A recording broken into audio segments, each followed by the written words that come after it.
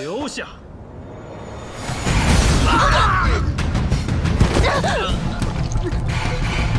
这位公公，身穿一身官服就来杀人，未免太嚣张了吧？那又如何？反正见到我的人，都活不过今天。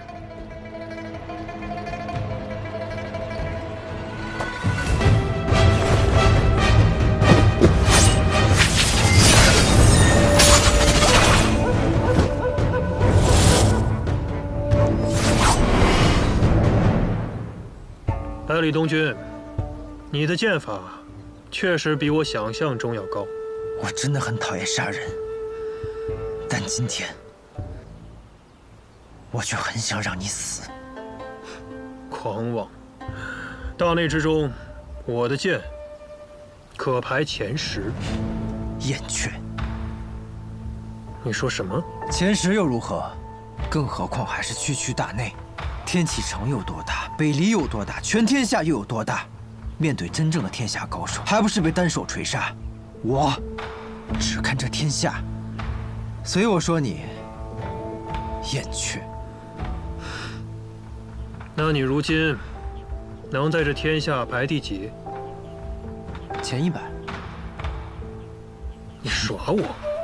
很快，全天下的人都会知道我9仙百里东君的名号。 那也得看看你有没有以后。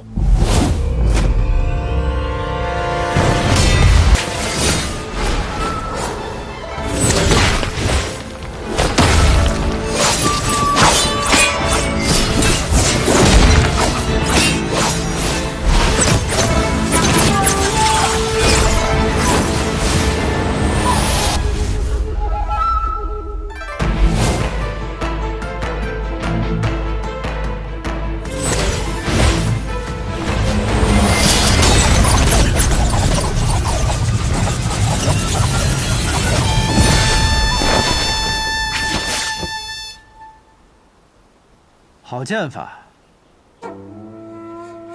太监，你这一手剑法，当真令我刮目相看。你父亲百里成风，号称杀人不过10剑，你知道为什么吗？你还知道我父亲？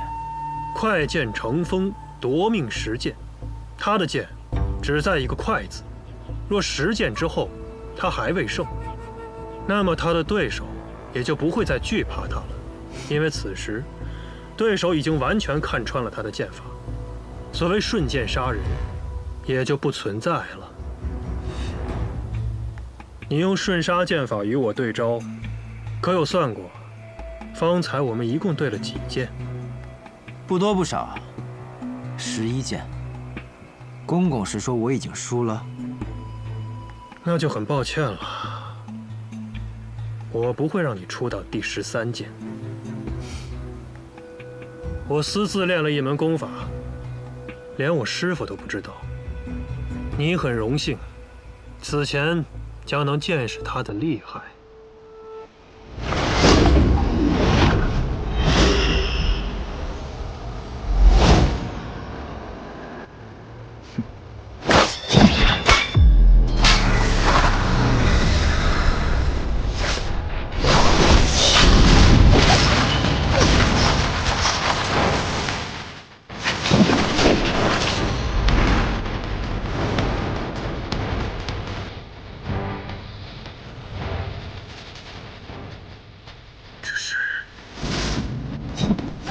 天下第一李先生所传，双手刀剑术。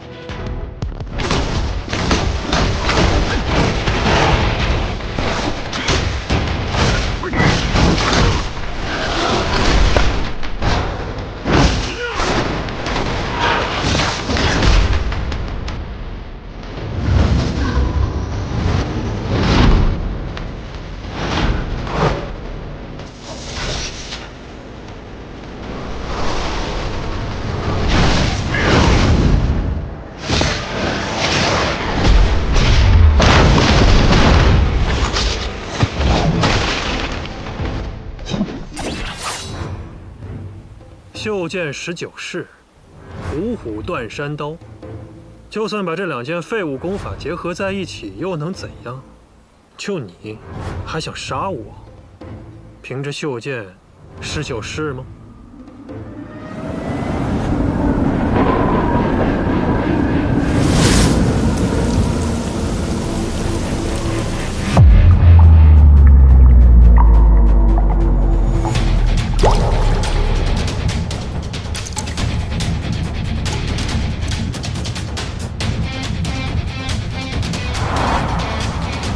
下雨了，认命了吗？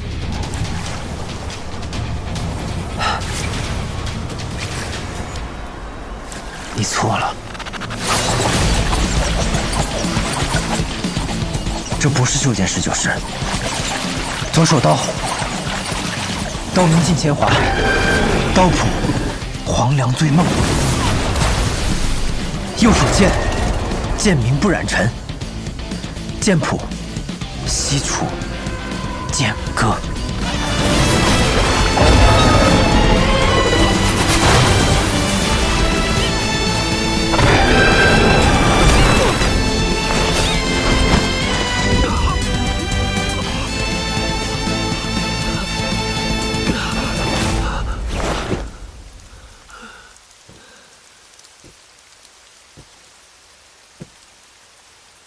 你看。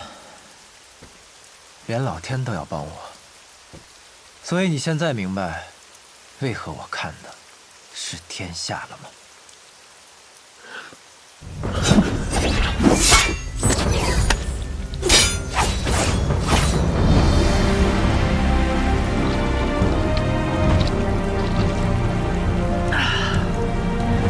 我可是9仙，百里东君。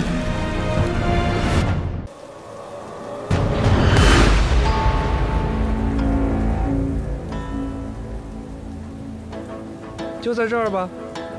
凭你，无境界之下，6掌之内可杀。是吗？那我就高你1境来杀你。狂妄！借剑一个。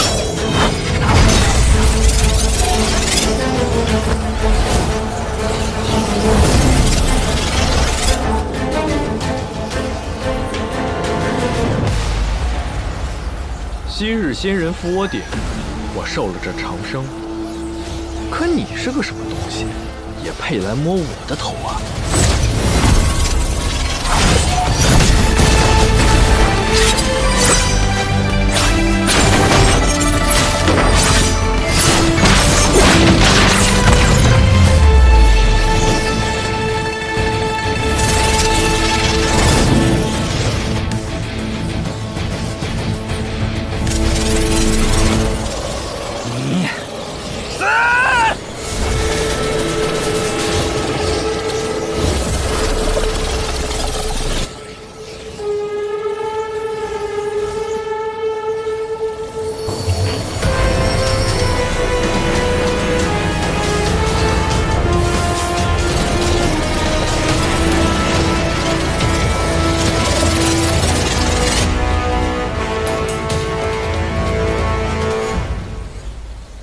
君子藏气于身，伺机而动，不动如山，动若雷霆。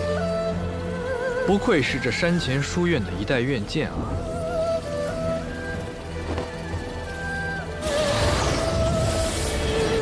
差不多也够了吧，卓强。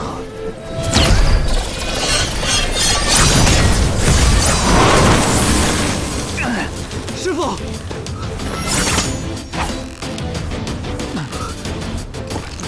师傅，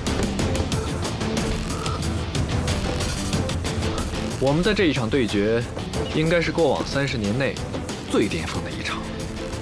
你到底是谁？我不都说了吗？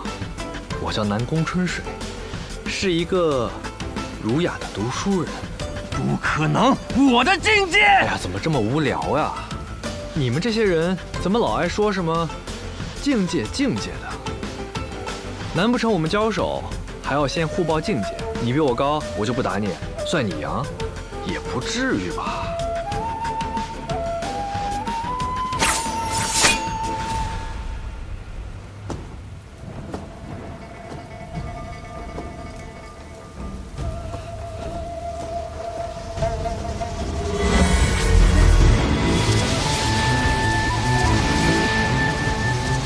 你这徒弟定力还不错，不愧是风雪剑。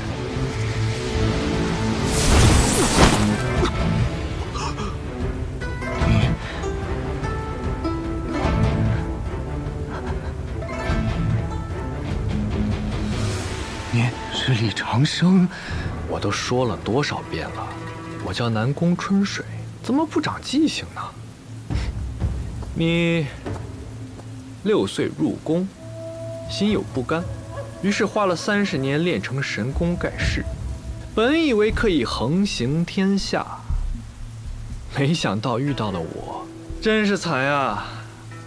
现在的你，我弹指可杀，但是我不杀，留你一命，是为了给探安帝那个狗东西最后一点面子。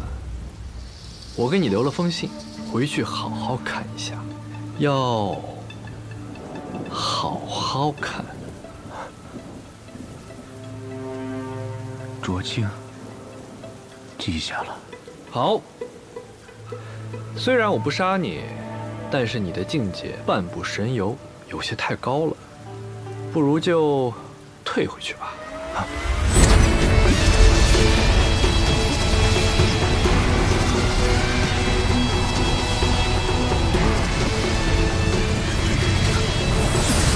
师傅，回去记得提醒你师傅，要好好看那封信，很重要的。谨先明白。师傅，走。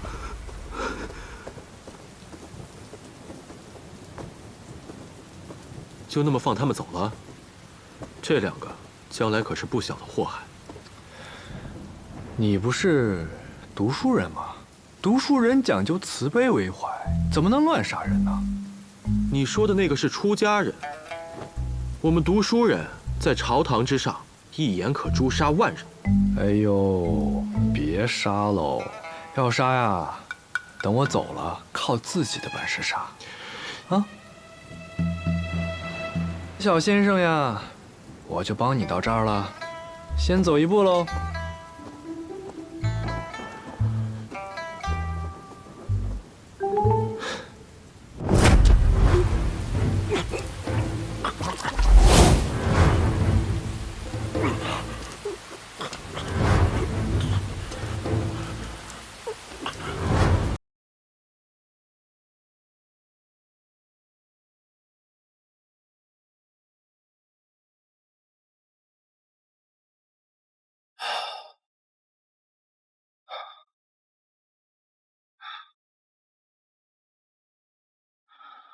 虽然是2个人，但却是很厉害的2个人。那废物也能找来这么厉害的帮手吗？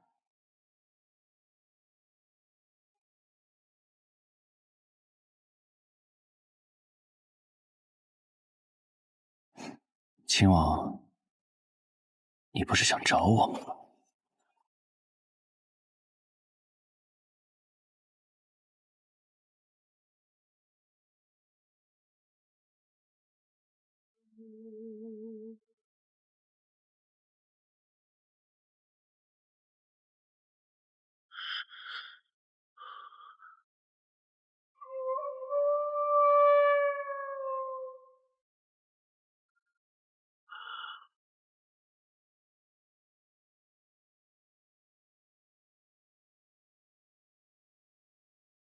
小公子年少有为，武功高深，在下佩服。但今日就到这了吧？姐姐，想走？问我吗？锦仙仍有余力，拼死一搏尚可未知。小公子再强，恐怕也没有把握敌过我们2人联手吧。与其鱼死网破，不如各退一步。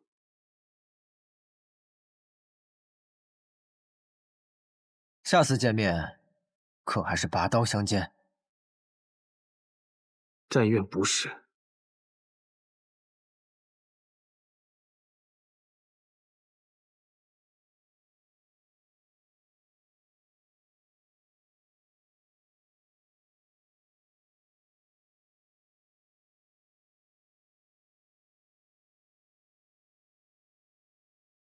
谁？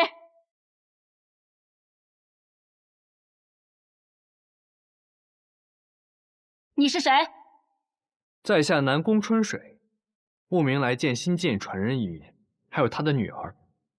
你见我女儿做什么？实不相瞒，我与你女儿已经达成了约定，现在她是我的徒弟了。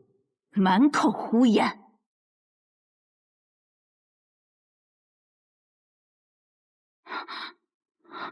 我说的是真的，怎么不信我呢？娘亲，韩一，快回去！韩一，许久不见了。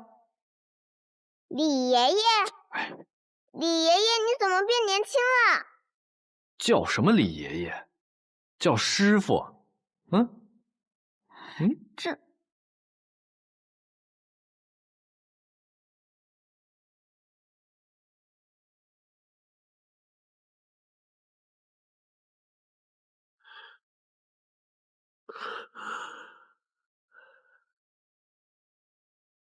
有负师父所托，我败了。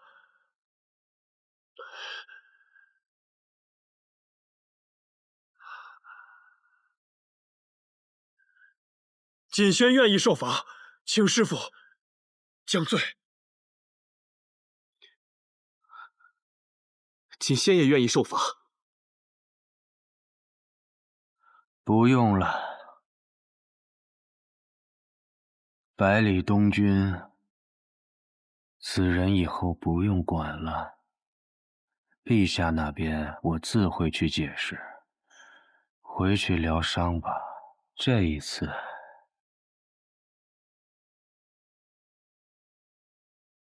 是我算错了，你们不必自责。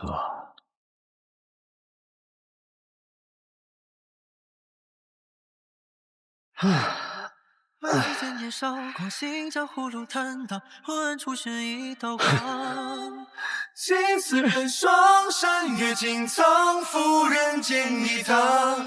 月下提剑斩夙愿，少年曾许的情换一道光。天成修仙难独断，仗剑照肝胆。不为此生，真是场好运。赤子心宽，回头年年少，狂行江湖路坦荡，昏暗处是一道光。你我并肩流浪，欲将天地丈量，赴生死茫茫。心似燃烧，山月尽藏，赴人间一趟。月下提剑斩夙愿，少年曾许的情换一道光。为此间年少，狂行江湖路坦荡，昏暗处是一道光。你我并肩流浪，欲将天地丈量，赴生死茫茫。三气燃伤，月落寒窗，热血如江。千里迢迢帮他这一趟，不见见？不了，我现在是朝廷新犯，珍惜后的事刚刚平息，还是不要给他多受事端了。待时机成熟，我们定会再见的。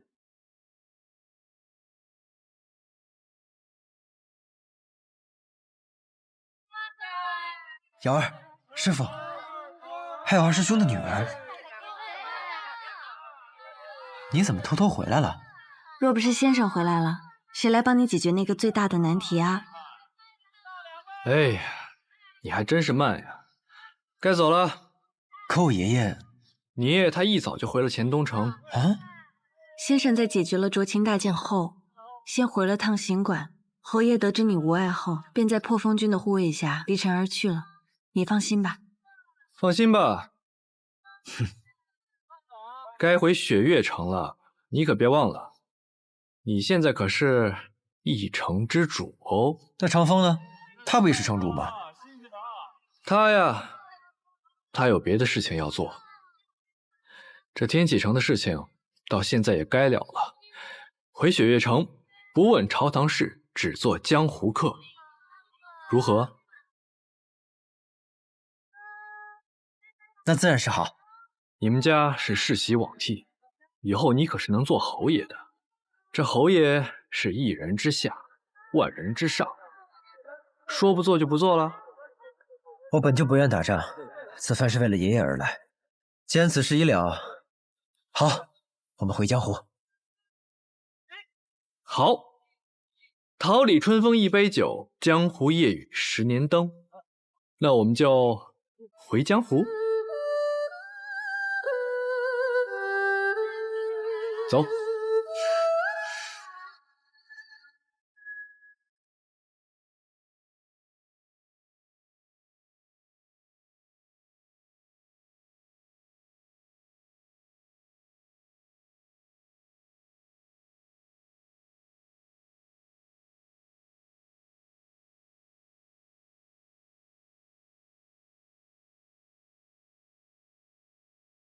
哎，师傅，你还没告诉我呢，你带二师兄的女儿出来做什么？来，重新介绍一下，这位就是你的二师妹。我南宫春水这一世啊，只收3个弟子。哦，难怪长风是雪月城的3城主啊，2城主在这儿呢。大师兄，真乖，真乖。那这位呢？就是你的大师嫂。别理他，我叫月瑶。月瑶姐姐。对了，师傅，小师兄呢？我还没来得及跟他告别呢。他呀，他现在不在天启城内，前几日我让他去了别的地方。原来是这样啊，好吧，等他下次回来再跟他见面。回啊，回就不回了。我们也就此别过吧。什么意思啊？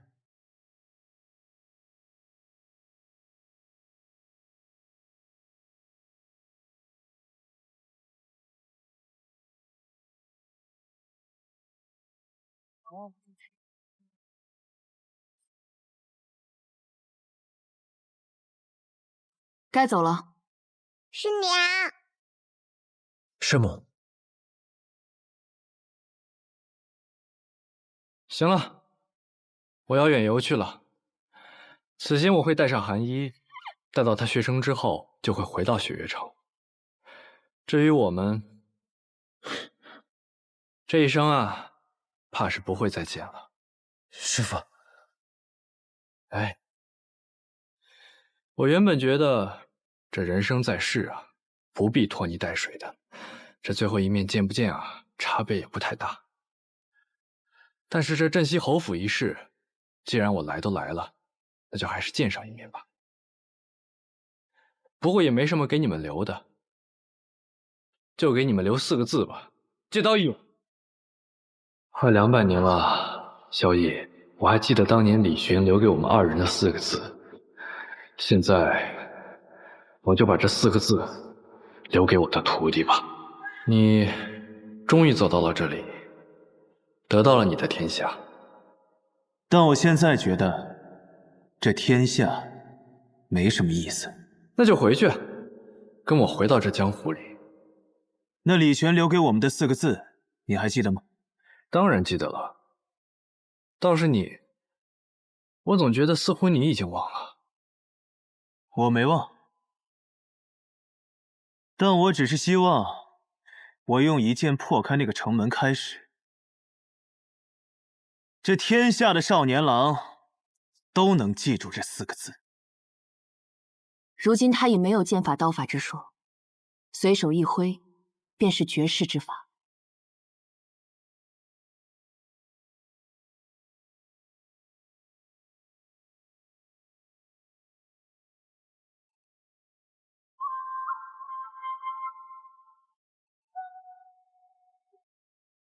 好了，启程。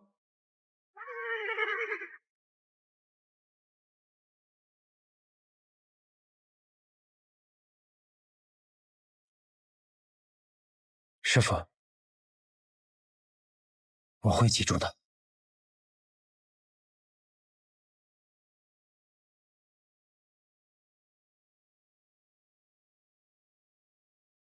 文君，文君，我回来了。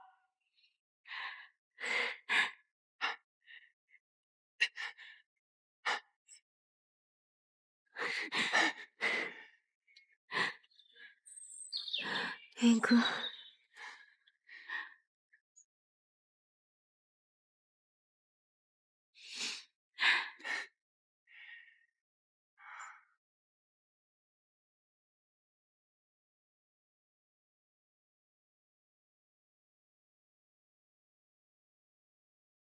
云哥，吃饭了。哎。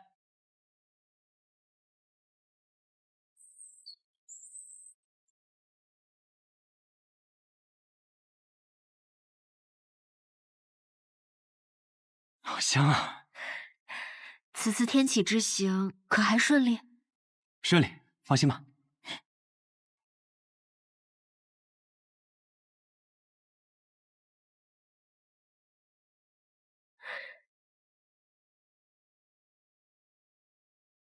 哦，对了，你这次去见到东君了吗？说来我也有10多年未曾见过他了。我是朝廷钦犯，现在情势敏感，怕连累他，就不见他了。等他事了，我给他写信，要他过来。嗯，好。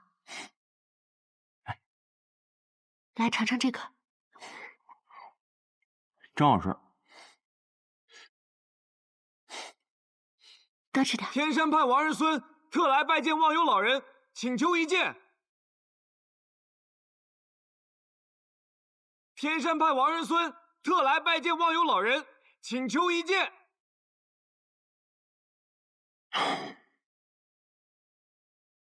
天山派王仁孙特来拜见忘忧老人，请求一见。天山派王仁孙特来拜会忘忧老人，请求一见。这位天山派的王兄弟，你来找忘忧老人何事啊？哦，是这样的，我呢修炼到了瓶颈，一时不能突破。听说忘忧老人修六法密通，境界高深，所以我想请他来替我指点迷津。就你方才吼那2嗓子，不知道的还以为你是来挑事的。哦，误会，我绝对没有不敬之意啊！不是，不会是因为这个，所以忘忧老人他不愿意出来见我吧？忘忧老人没有不理你，他因是去外地与其他隐士郊游了，如今可能不在山上。那怎么办？没事，他去的也不远，通常过几日就回来了。王兄如不嫌弃，进来吃杯酒，歇歇脚。不嫌弃，不嫌弃，还望兄台你别嫌弃我才好呢。不知兄台怎么称呼啊？叶鼎之，天山派王仁孙，请。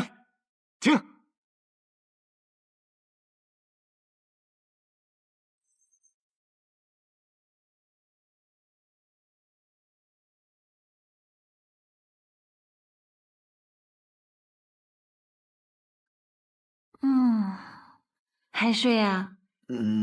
别睡了，今年的5榜要颁了，你期待自己的名字在哪儿？妍儿，我已经连续3年入良玉榜首甲了。算上季若风可以给我吹的那2年，一共5年了。今年怎么也该冠绝了吧？冠绝？吹牛。我离开黔东城前往天启的时候，这天下间也没人会想到我能入良玉榜吧？旁的不说，就连我爹娘都不信。所以说，这世间上的事儿，本就只怕不敢想。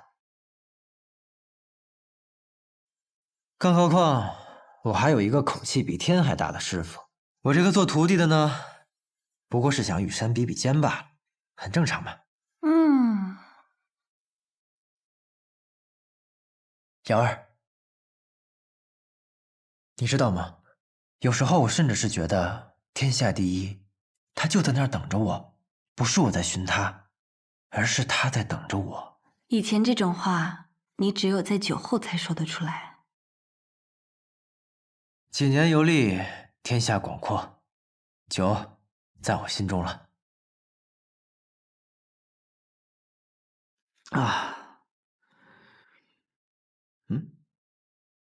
冠绝第3甲，整个雪月城都在找你欢呼庆祝，你居然在这里躲闲。那师妹你呢？良玉榜第6甲。那首甲呢？良玉榜首甲，望城山赵玉珍。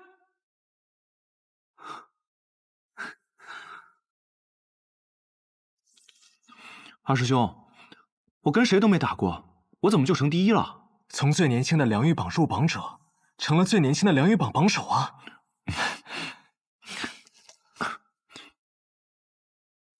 望城山赵玉珍。你看起来很不服气的样子，你想怎么做？我在想，得找个机会问一问他的剑。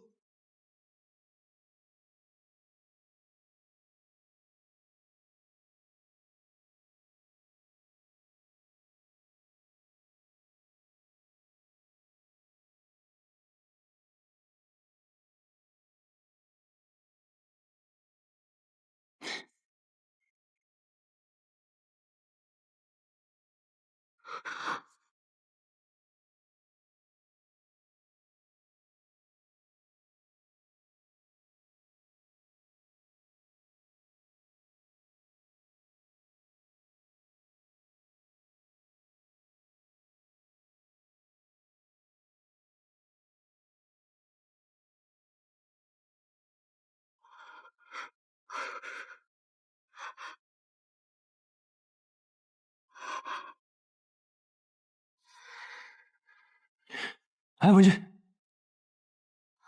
文君，你怎么了？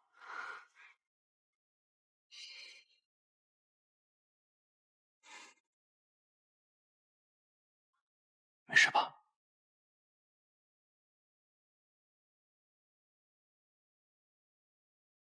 是不是这个小家伙又欺负你了？忽然想吃东西。是你想吃，还是他想吃？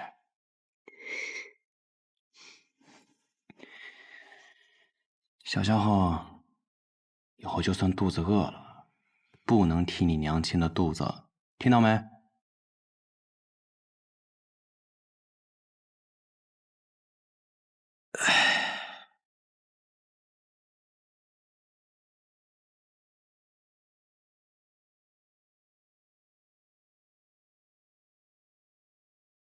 谁啊？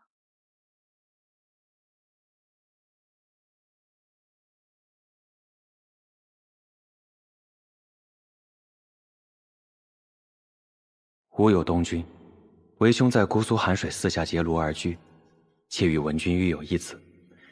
于年少结染，如今重拥佳人，安稳幸福，暂消仇恨。今闻东君于雪月城，特邀你前来一聚。兄叶云。怎么了？是云哥。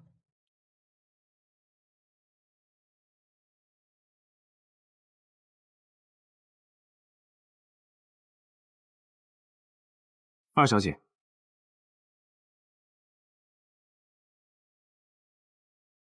叶鼎之下山去了，忘忧也不在山上。我已经对易文君下了散魂香，现在的他应该会想起很多不愿记起也不愿面对的事情。吴相使这香送的恰到好处。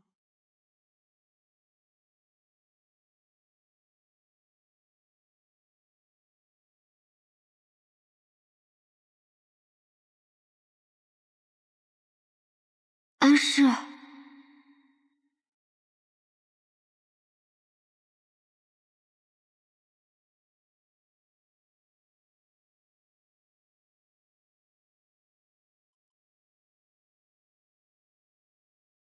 娘亲，我不是你娘亲。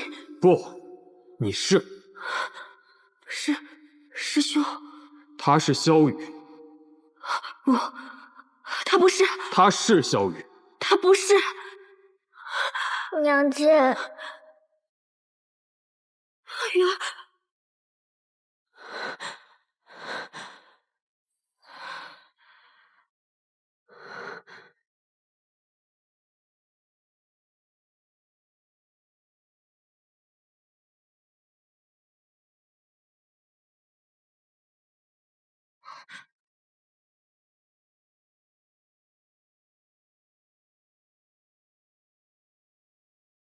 我回来了，娘子。哎呀，我早都想回来了，可是张屠夫说呀，今儿杀了猪不带毛，非让我留下来喝一杯。我这喝一杯就喝一杯吧，他喝着喝着又唠起了自己病死老婆的事情。娘子，我给你买了最爱的糯米团，还有桂花酿。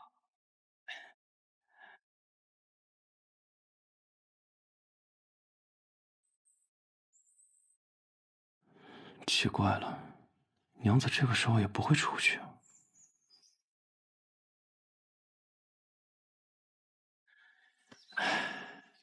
还是醒了？娘亲呢？不知道。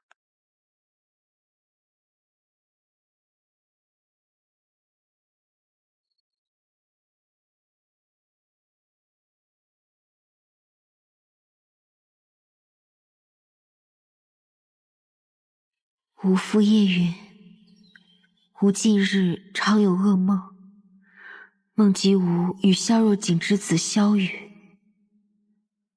梦中萧若锦因吾之故迁怒于他，对其百般折磨。吾心中不忍，恰逢师兄派人前来，预祝吾将其从天启城中带离。吾惧你不允，私自上路，还请勿管。不日将归，勿念。你说叶鼎之看到信后会如何？草庐会再踏一次吧，因为不管什么原因，叶鼎之知道，他回了天启，就回不来了。叶鼎之一定会像发了疯一样赶去天启城吧？所以我们要在这里拦住他。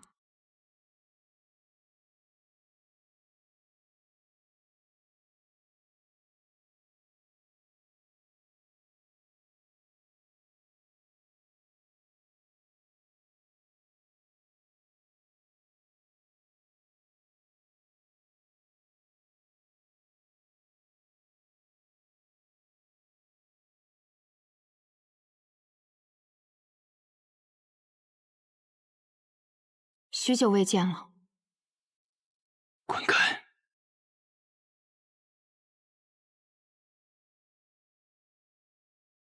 好大的怨气啊！我可是赶了很远的路才到这里的。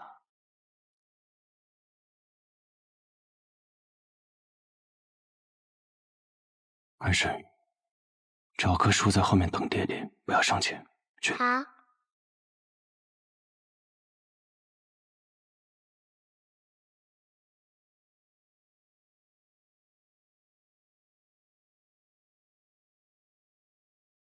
我说了，滚开！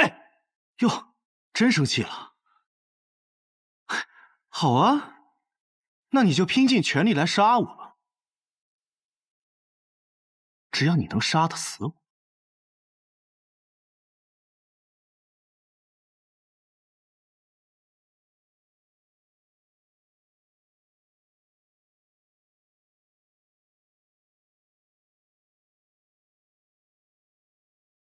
魂官，你疯了！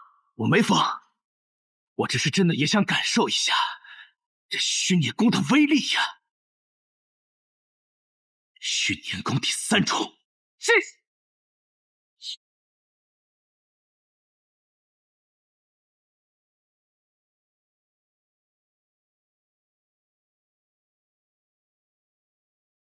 我不如你，没有什么天生五脉。我苦修这么多年，训练功也不过才修至第3重，可就凭这第3重，足够我今日把你打趴下。生死印，真当自己是判官，能定我的生死？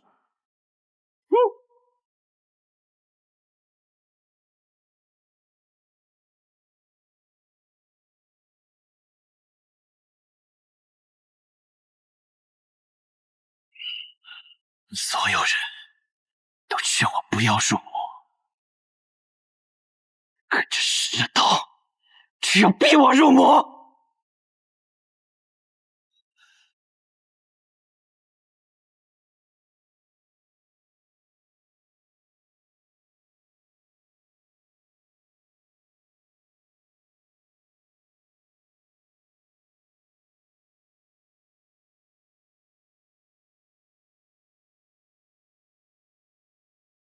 爹爹，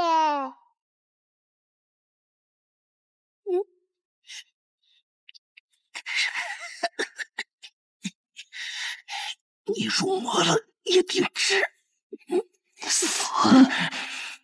给我死！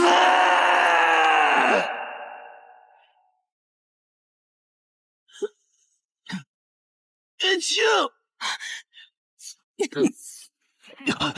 贝利。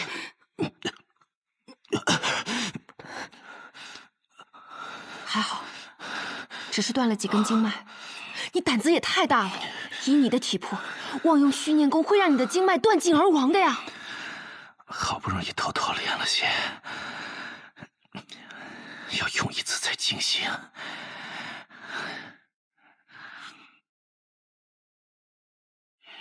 爹爹，你们是爱我，爹爹。错了，小子，你爹走火入魔了。现在只有我们才救得了他。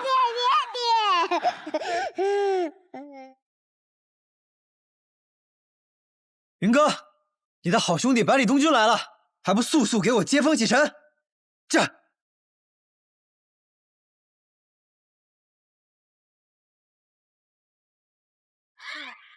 吁！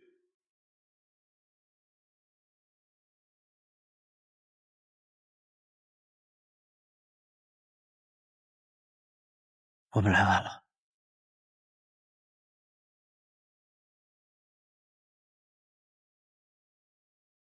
驾！吁！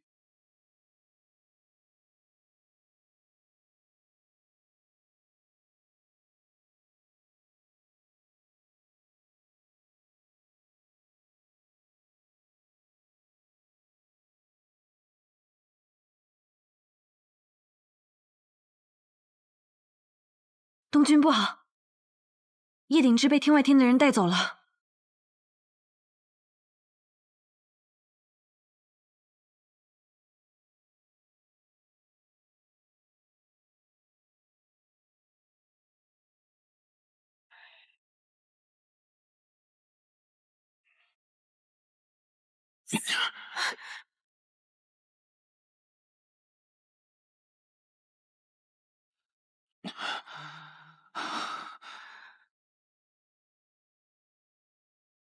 我已经把体内的3重训练功尽数传给他了。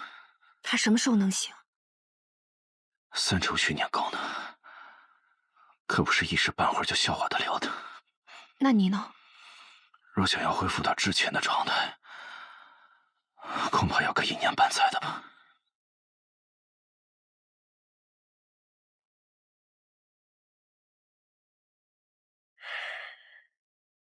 该死的李昌盛，当日暗中究竟对我做了什么？为什么我的伤势还不见好？怎么了？无作事，有从天外天来的人，快要进宣城了。来的人是谁？是魂官飞离，还有2小姐。不过看他们的样子，似乎正在被人追杀。是谁在追他们？是大小姐，还有百里东君。是镇西侯府那个百里东君吗？是的。好啊，很好。我正想要去找他呢，当日在天启城没能把他杀了，让李长生那个混蛋折磨的我好苦啊！瑶儿，前面有一座城，我感觉他们应是往那座城去了。宣城，酒喝了钱未付，这缘分就断不了。走了，这。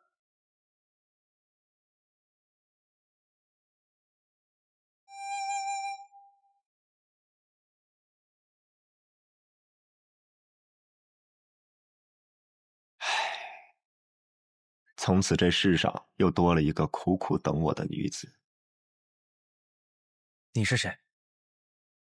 你小子就叫百里东君吧？你怎么知道？我当然知道，因为我的名字叫君玉，谦谦君子的君，温润如玉的玉。这个银锭足够你从这里到最北边。下去吧，这个马车你坐不得。君子爱财，取之有道，多谢啊。不过我还是觉得坐在你们的马车上比较舒服一些。我告诉你，我现在真的很没有耐心。东君，我觉得这位先生不像是坏人。就是，像我这般温润如玉的公子，哪里看得出来像坏人啊？还是姑娘明事理。到底有完没完？少年郎，你的戾气很重啊。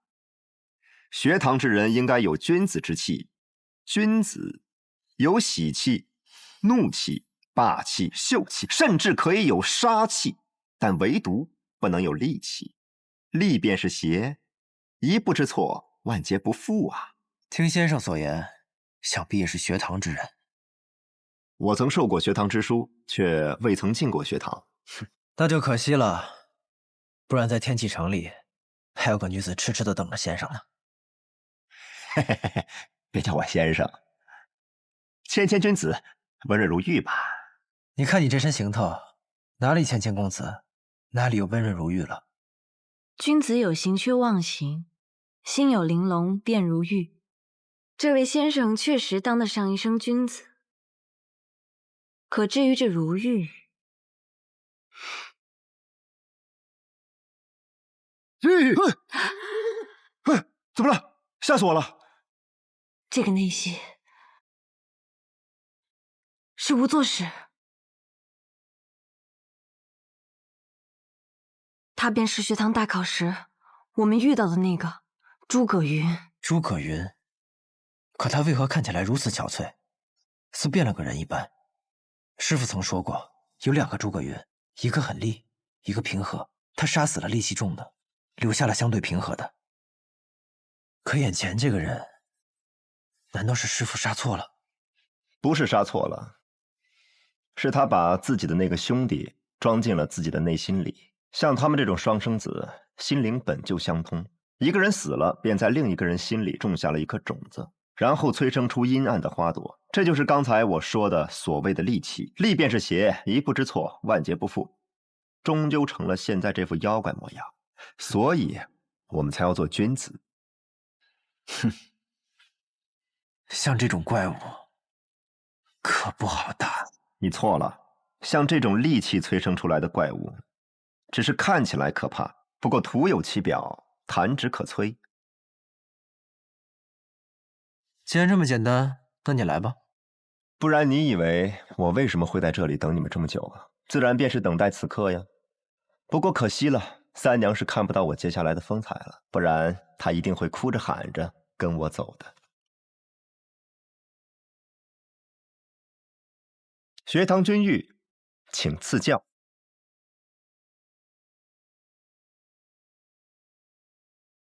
我等你们很久了。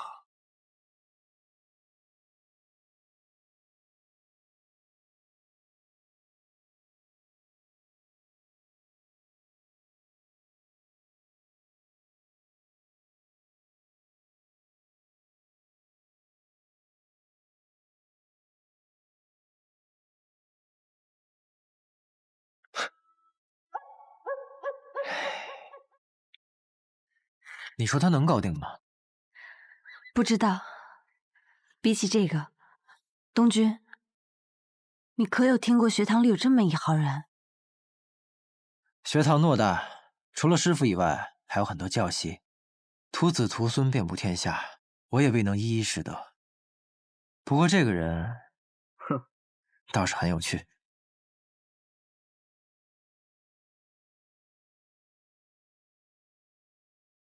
你看清了吗？这个无作事比以前更厉害了，像是凭空出现一样，摸不清门路。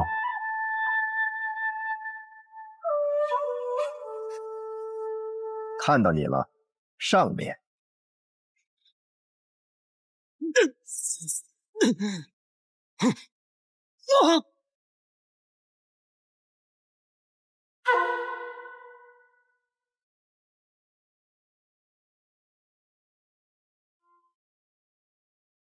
诸葛一族的奇门遁甲，我曾有幸见过正儿八经的。不过说实话，像你们北阙的这一旁支，的确是不入流。哎，别躲了，下面挺闷的。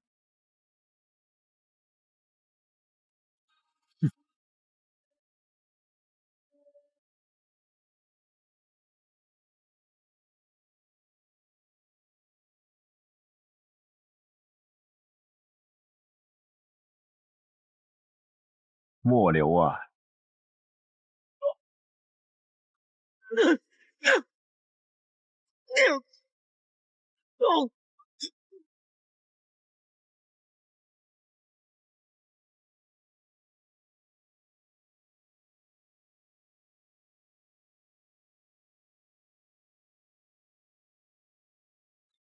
我心有浩然气，手是君子拳，奇门遁甲，何处奇何处遁啊？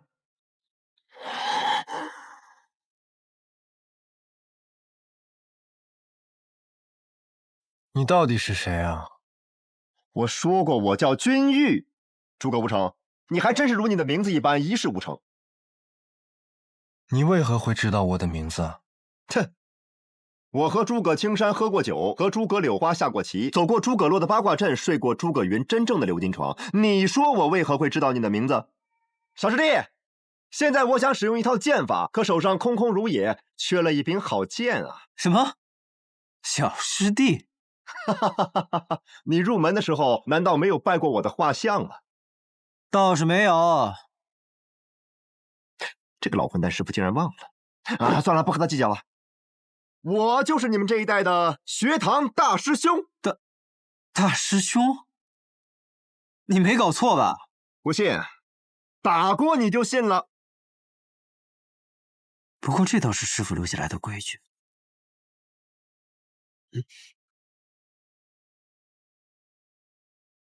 剑为何名？明剑山庄仙宫品剑，不染尘。剑不染尘，名字妙哉，配我的剑法。敢问师兄剑法为何名？君子剑。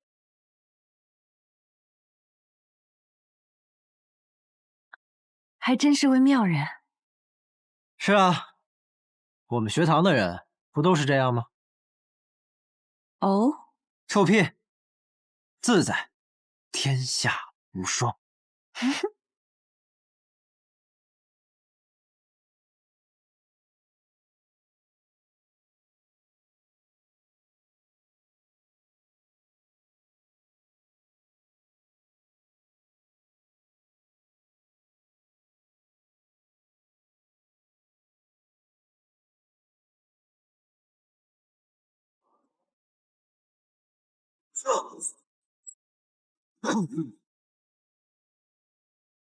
君子有九思：视思明，听思聪，色思温，貌思恭，言思忠。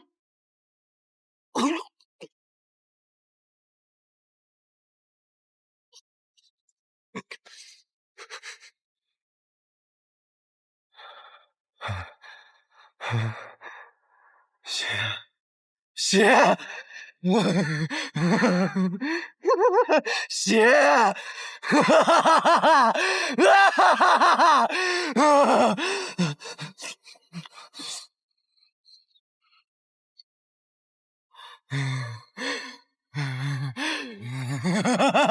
血，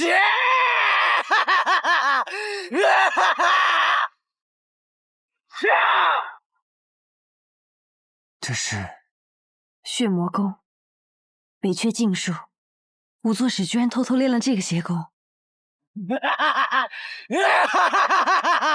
哼，来呀，杀了我！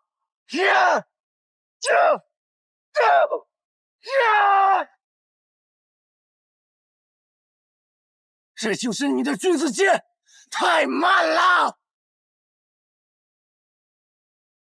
君子之仪，着实不雅。邪人握剑，何不染尘？君子怒则诸侯惧，君子隐则天下安。你呀，着实惹怒了一个君子。去死吧！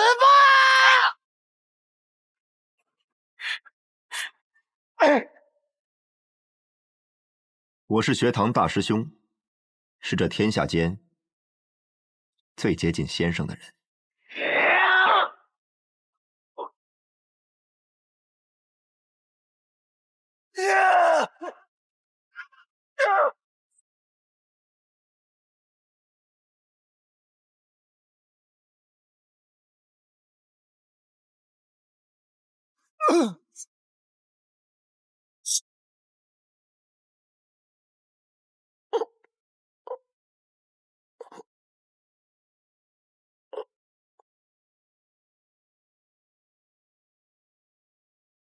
五座使死了。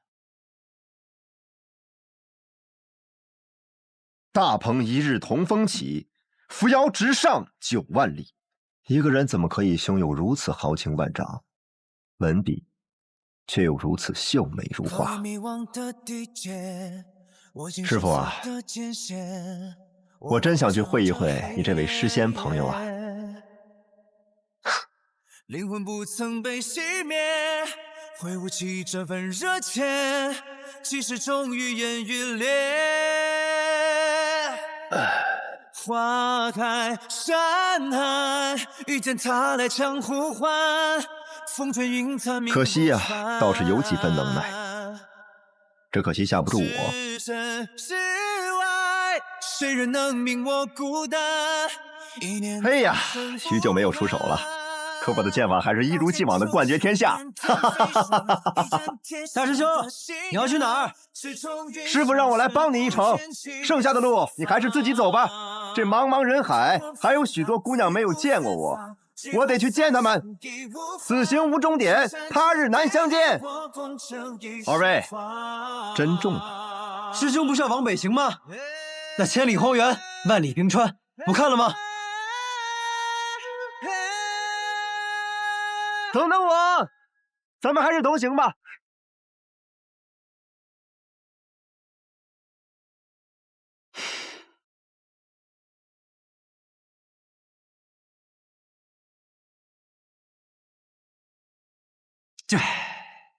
还有说，你们此行一路往北，到底是为何呀？方才师伯遇到了我的妹妹，我们就是追他们而来的。他们带走了我最好的朋友。原来如此啊！刚才那辆马车中有一个人的气息非常微弱，好像是受了很严重的伤一样。哎呀，若是刚才我能拦住那辆马车，是不是此行就可提前结束了？是的。哎呀，为之悔之啊！师兄，你说马车里的人气息很微弱。是啊，与其说是虚弱，倒不如说是快死了。他们不会让叶鼎之死的。这种情况只有2种可能，一种是他们在带走叶鼎之的时候，把他打成了重伤。虽然我与人哥多年未见，但他的功力绝不可能在我之下，想把他打成重伤，应该不太可能。所以便有可能是第2种。东君，你还记得我们北阙寻找天生五脉之事吗？而叶鼎之就是另一个天生五脉。你是说云哥已经练了虚念功？可这和虚弱有什么关系？自行修炼自然不会虚弱，怕是叶鼎之被人强行渡宫了。强行渡宫？北阙魂关中非离，表面上看上去玩世不恭，实则是个武疯子。他以凡体之躯强行修炼了3重虚念功，若是他将这些功力注入到叶鼎之体内。叶鼎之只需在经脉承受极限内，对这3重功力进行锻打，他便能获得非离所修的3重训练功。奇哉妙哉呀！天下竟有此等可以度功的武功。瑶儿，此行到天外天还需多久？日夜兼程，17日左右。师兄，拜托你一件事情，接下来的路怕是交由你来赶车了。